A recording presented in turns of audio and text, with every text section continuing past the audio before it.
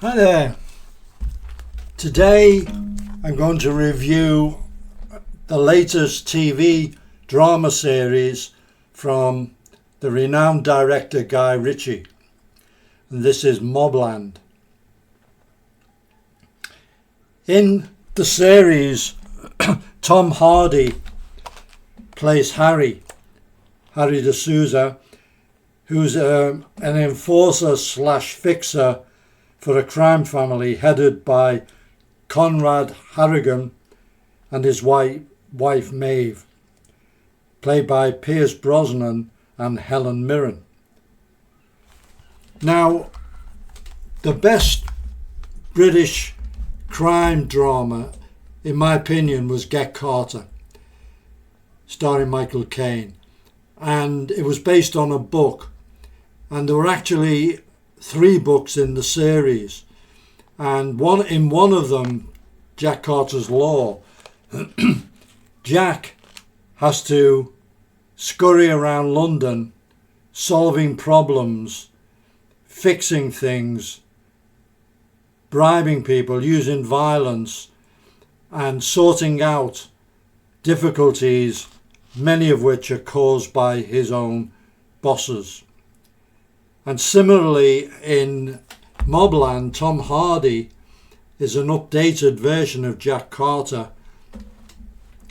and he's faced with the prospect of a gang war erupting between the Harrigans and another long-established crime family headed by the actor Jeff Bell, playing Richie Stevenson.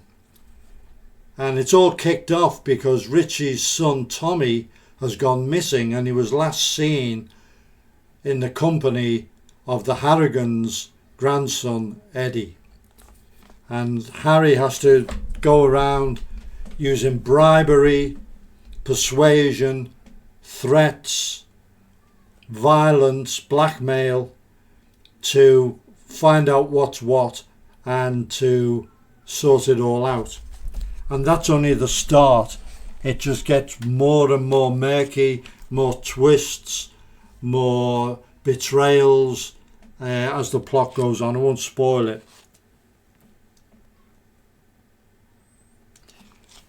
Conrad is a psycho, and we see this, and this is not a spoiler because it happens early in the first episode, where he murders his best friend just on the casual say-so of his wife, who speculates that he's a wrong one. And he is apt to act without thinking, and it's revealed during the series that he is a total psycho. Some of the things he's done, boasts of having done, he's totally out of control.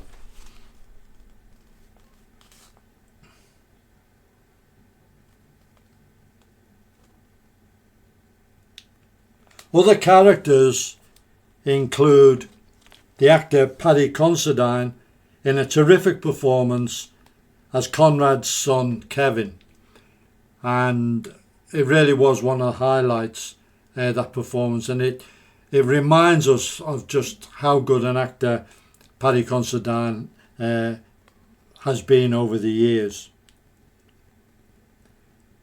Another is Emmett Scanlon, who impressed in the Irish gangster series Kin. He is kind of a bodyguard or enforcer for the family, a close aide to them, who carries out a lot of their dirty work. And just as an incidental, I believe that he, the actor, actually trains in Shotokan. Then we have the versatile Toby Jones. He plays an old school detective who's been brought in to try to curtail the activities of the Harrigans, but he obviously has his own agenda. Delightful performance. One point that was commented by several reviewers and also by one of my mates who watched Mobland before me and was enthusing about it, but for the terrible Irish accents of Pierce Brosnan and Helen Mirren, which is very strange because Pierce Brosnan is actually Irish, but his rendition of a particular Irish regional accent comes over more as almost as a comedy act, and it's the two of them. It's very distracting and it's also unnecessary.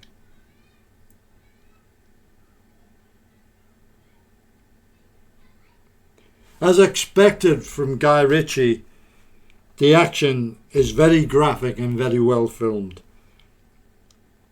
In his first two signature films, Lock, Stock and Snatch, Guy Richie kind of gave us his own take on the genre, and immediately tremendous success, and they're still very, very watchable movies to this day. We've all got our favourite scenes. Very violent, full of action, but they were also quite humorous, as was another one of his movies, Rock and Roller, and also The Gentleman. And then The Gentleman was made as a TV series, and that came across very, very well. That blend of violence and humour, which was the signature of Guy Richie, is actually lacking in Mobland. There is no humour in it at all. It's very stark and very bleak. So, to my mind, out of the two series, The Gentleman has the edge. But Mobland is nevertheless very, very watchable. I enjoyed it. I was hooked on it. Lots of twists and turns. Some of it, there are some plot holes, but it's worth watching, particularly for the performance of Tom Hardy. He really makes the series. When he's on screen, he's mesmerising and holds the whole thing together very, very well. Not to say the rest of the cast don't do a decent job, they do, but Tom Hardy does stand out, and I just hope there is a second series.